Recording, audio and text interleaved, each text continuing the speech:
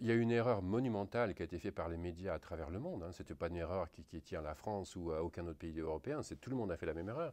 C'est de mettre le même contenu gratuit sur l'Internet et payant dans les kiosques ou en abonnement.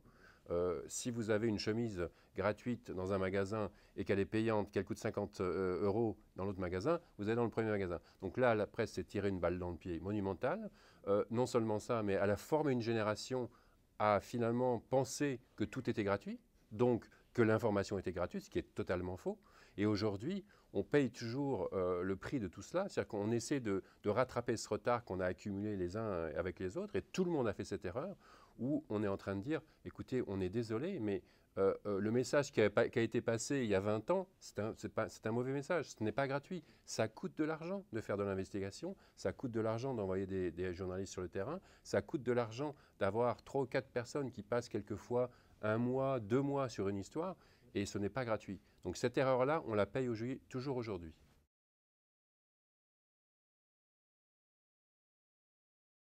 On peut rêver d'un média d'information rentable. La question, c'est de trouver en effet le modèle économique. Je crois qu'on doit être le seul secteur industriel qui n'a plus vraiment de modèle économique depuis presque 20 ans maintenant, même plus de 20 ans. Hein. Quand on pense qu'en 1995, c'est un peu l'impact, le premier impact de l'Internet sur la presse. Le paysage a beaucoup changé depuis. On est dans un journalisme qui a pris deux formes, je dirais. Soit les gros médias, qui ont les moyens, ou alors qui ont quelqu'un qui a les moyens de perdre de l'argent et donc de continuer à travailler avec des grosses équipes. Et puis on a intégré autre chose qui est ce journalisme de niche où on essaie de se développer et on essaie d'avoir des équipes un peu plus petites, mais où on suscite l'intérêt à la fois des lecteurs et d'autres acteurs du secteur public.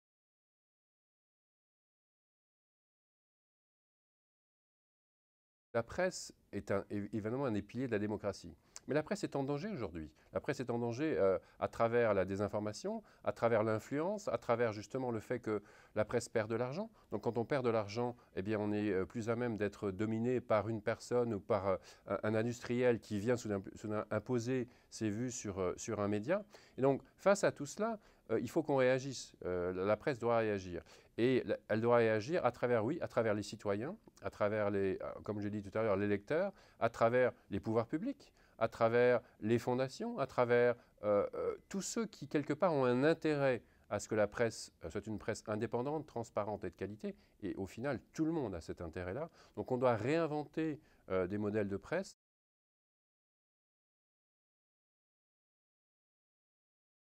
On est vraiment dans l'opposé, j'allais dire, de l'information en continu. L'information en continu aujourd'hui, elle est partout. Elle est sur les téléphones, elle est à la télévision évidemment, elle est à la radio. Nous, on prend cette information-là, j'allais dire quelque part, l'information aujourd'hui, elle n'a plus beaucoup de valeur en tant que telle, puisque la bataille au scoop, elle a un peu disparu depuis quelque temps. C'est-à-dire que tout le monde, à de rares exceptions près, tout le monde a l'information très vite. Donc tout le monde a cette information-là, le lecteur a cette information-là. Comment nous, on peut apporter une plus-value? Comment on peut en faire en sorte qu'on réfléchisse sur ce sujet-là et que ça nous amène justement à nous donne une perspective qui nous permette d'éclairer ce dont on parle. Longtemps, les journalistes ont un peu méprisé leur lecteur parce qu'on n'avait pas à se préoccuper du lecteur. On avait un modèle qui marchait, la publicité suffisait, on vendait des journaux, etc. Aujourd'hui, le lecteur est au centre de tout. Le lecteur, il a un accès à des centaines et des centaines de sites d'information ou de désinformation d'ailleurs, et c'est là aussi que le rôle de Conversation est important. On est vraiment à se battre contre la désinformation et la misinformation, comme on dit en anglais. Et je pense que si on replace le lecteur au centre du média et de la presse, on peut voir de nouveaux modèles économiques émerger.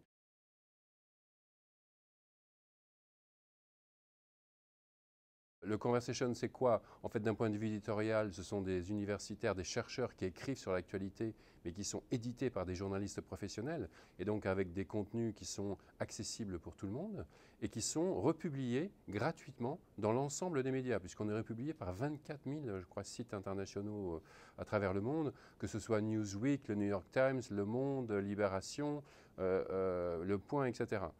Donc ça, c'est le modèle éditorial. Quel est le modèle économique? Et là, c'est ça qui est intéressant, puisqu'on est gratuit, on est sans publicité, on veut partager le savoir et partager l'information. Comment gagne-t-on notre argent? Puisque tout est gratuit, il n'y a pas de publicité sur le site.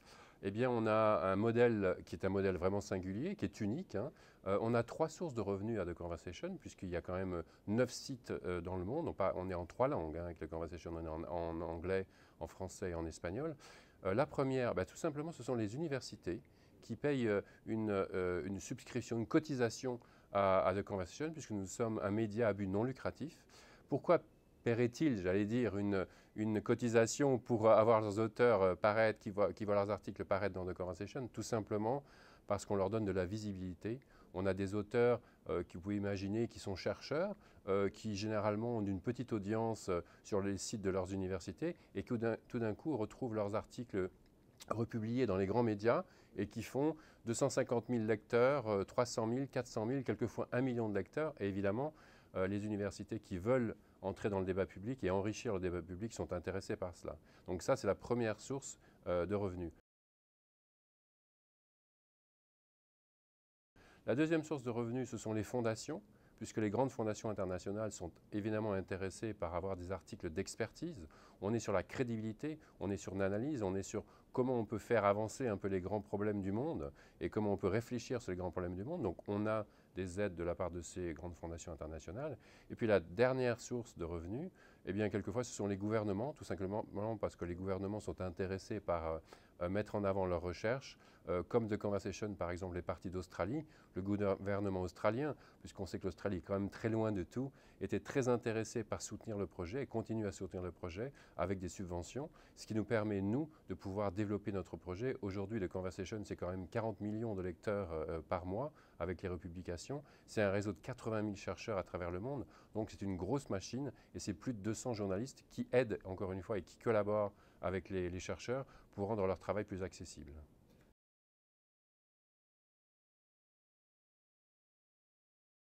C'est de l'editing au sens anglo-saxon du terme, mais plus que ça, hein, puisque les journalistes aussi, on a des conférences de rédaction à The Conversation. On publie des articles tous les jours. On a une newsletter qui paraît tous les jours. On a entre 10 et 20 articles qui paraissent tous les jours. Donc on a des conférences de rédaction. Les journalistes de The Conversation, qui sont des journalistes confirmés et qui connaissent bien leur domaine d'intervention, eh bien réfléchissent aux angles, au sujet, appellent les experts en disant, écoutez, à mon avis, sur ce sujet-là et cet angle-là, c'est cet expert-là qui est le mieux placé, discutent avec l'expert en disant, voilà, est-ce que vous êtes à même de nous faire un article de réflexion sur cet angle-là? Il y a une collaboration qui se met en place, l'expert envoie son article, quelquefois ça prend une journée ou deux, donc ça se passe plutôt bien. Quelquefois, ça prend une semaine, 15 jours, parce que les experts, les chercheurs ont du mal à rendre leurs travaux accessibles, sont un peu compliqués, envoient des articles qui sont beaucoup trop longs, donc il faut réduire. Donc il y a un vrai travail de collaboration avec les journalistes qui se met en place. L'article ne sera publié que si l'expert le valide, mais l'article ne sera publié également que si le journaliste estime qu'il est accessible et qu'il peut être republié dans les grands médias, car c'est un peu le but du jeu.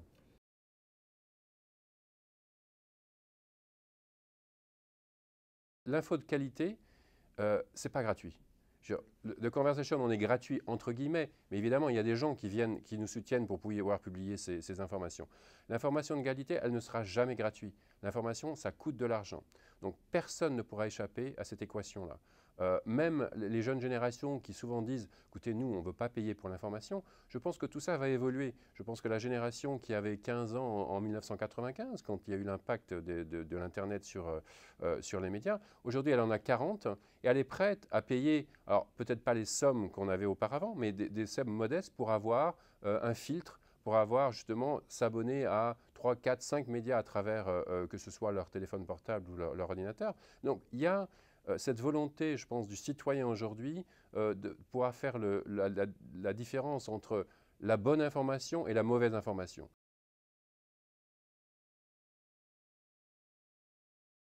Les fake news, d'une certaine manière, ça nous aide, ça aide la presse, tout simplement parce que ça montre au public en général qu'il y a un danger justement à recevoir des mauvaises informations.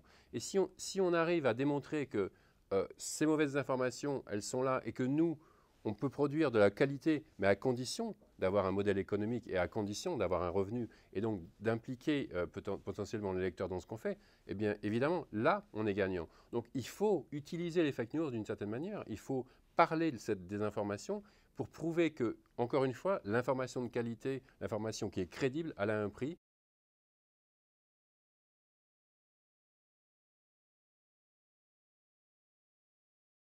C'est une excellente question parce qu'un journaliste qui veut faire du terrain, je pense qu'on peut bâtir le même genre de site que The Conversation sur l'investigation. Ça commence à se faire.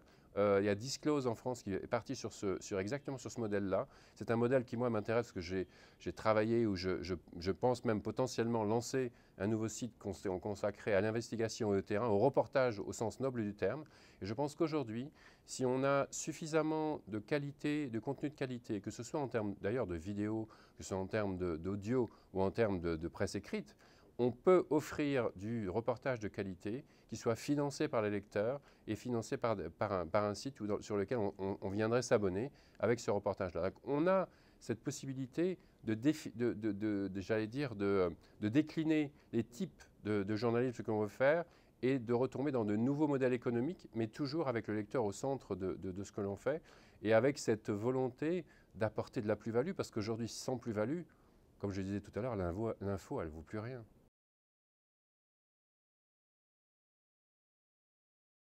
On est en train de développer des membres, des lecteurs qui seraient des adhérents aussi de The Conversation. Donc on ne parle pas d'abonnés. On a des abonnés, hein, nous qui sont gratuitement abonnés à The Conversation. Dans la presse en général, il y a des abonnés qui généralement payent pour avoir un magazine ou un journal. Nous, on développe un autre système, ce sont des adhérents. Donc on dit à nos lecteurs, vous voulez vraiment être au cœur de l'actualité, être au cœur de notre média, vous voulez participer avec nous à notre média, vous voulez suggérer des idées, vous voulez aller à des rencontres avec nos journalistes, vous voulez aller à des rencontres avec nos auteurs, eh bien, soutenez-nous financièrement et devenez adhérents. Donc, engagez-vous. C'est une démarche un peu citoyenne. On ne va pas vous envoyer un t-shirt, une casquette ou un sac de Conversation. Par contre, et on a commencé, donc on a lancé ça l'été dernier, hein, l'été 2008, on a lancé cette campagne d'adhésion. Ça a marché très très bien. Donc, on la poursuit. Et nos lecteurs donc, deviennent adhérents, ont un espace adhérent dans lequel ils peuvent converser avec nous. Ils vont bientôt pouvoir rencontrer les journalistes et les auteurs. Et ça, je pense que c'est une voie d'avenir aussi pour les modèles économiques de la presse. C'est que le lecteur est au centre de tout.